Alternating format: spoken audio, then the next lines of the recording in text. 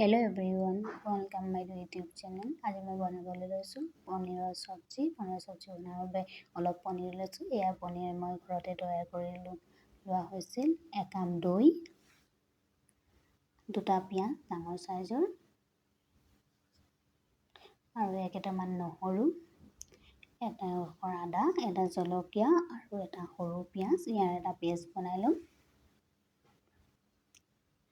এতিয়া পিঁয়াজ মই এনেকৈ ভিডিঅ'ত দেখুৱাৰ ধৰণে কাটি ল'ব।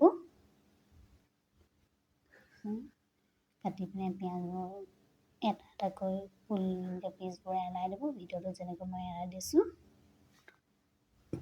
জলকীয়াটো কাটি ল'ব টুকুৰা টুকুৰকৈ। আদা টুকুৰাটো সৰু সৰুকৈ টুকুৰা কাটি ল'ব। পিঁয়াজটো ডখৰ ডখৰকৈ কাটি ল'ব।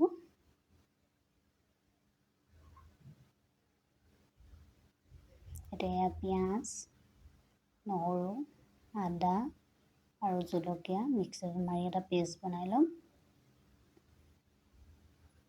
এয়া আমাৰ আদা, নহৰু, জলকীয়াৰ যি পেষ্ট সেয়া তৈয়াৰ হৈ গ'ল। এতিয়া কেৰাহীখনত তেল দি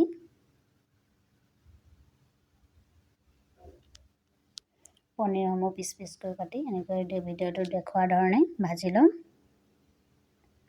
অলপ যেতিয়া ৰঙা হৈ আহিব আপুনি এনেকৈ উলটি দিব।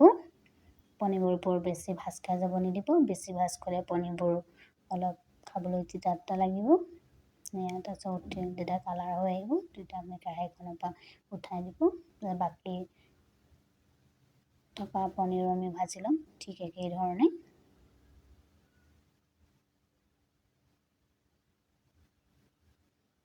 এয়া এতিয়া কেৰাহী এখনত তেল দি কাটি ৰখা পিঁয়াজসমূহ ভাজি ল'ম। যেতিয়া দেখিব পিঁয়াজবোৰ পানী শুকাই আহিছে আৰু কালাৰটো সলনি হৈ গৈছে তেতিয়া আদা নহৰু যি পেষ্ট সেয়া দি দিব।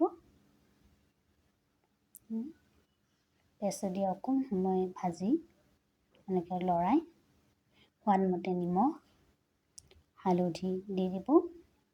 দিয়াৰ পাছত আকৌ অলপ সময় লৰাই থাকিব। এনেকৈ মই পেষ্টটো বনাওঁতে 2 চামুচমান সৰু চামুচেৰে পানী দিছিলোঁ যাতে পেষ্টটো মিহি হৈ যায়। সেইকাৰণে আপুনি লৰাই পানীবোৰ ভালকৈ শুকুৱাই ল'ব। পানীবোৰ প্ৰায় শুকাই আহিছে। এয়া আমাৰ পানীবোৰ শুকাই গ'ল। যেতিয়া শুকাইছে তেতিয়াহে দৈখিনি দি দিব ওপৰৰ পৰা। তাৰপিছত আকৌ অলপ সময় লৰাই থাকিব। আকৌ অলপ লৰাই ল'ব।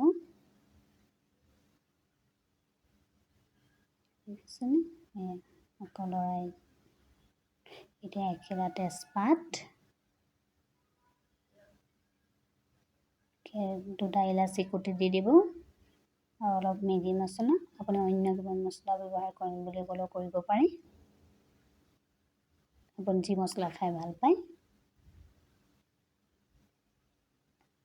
আকৌ অলপ সময় লৰাই থাকিব এনেকৈ। যেতিয়া দেখিব উতলি আহিছে তেতিয়া ওপৰৰ পৰা পনীৰৰ ফ্ৰাই কৰি ৰখা টুকুৰাসমূহ দি দিব। তাৰপিছত আকৌ পনীৰৰ টুকুৰাৰ ভিতৰত যাতে মছলাসমূহ সোমাই যায় তাৰ বাবে অলপ সময় উতলাই থাকিব। এনেকৈ যেতিয়া দেখিব উতলি আহিছে আকৌ অলপ মাজে মাজে লৰাই দিব। দেখিব উতলি আহিছে ভালকৈ তেতিয়া ওপৰত ধনিয়া দি দিব। মই তৈয়াৰ পনীৰ তৰকাৰী। ভিডিঅ'টো চাই কেনে পালে কমেণ্ট কৰি জনাব। লাইক, শ্বেয়াৰ আৰু ছাবস্ক্ৰাইব কৰি দিব।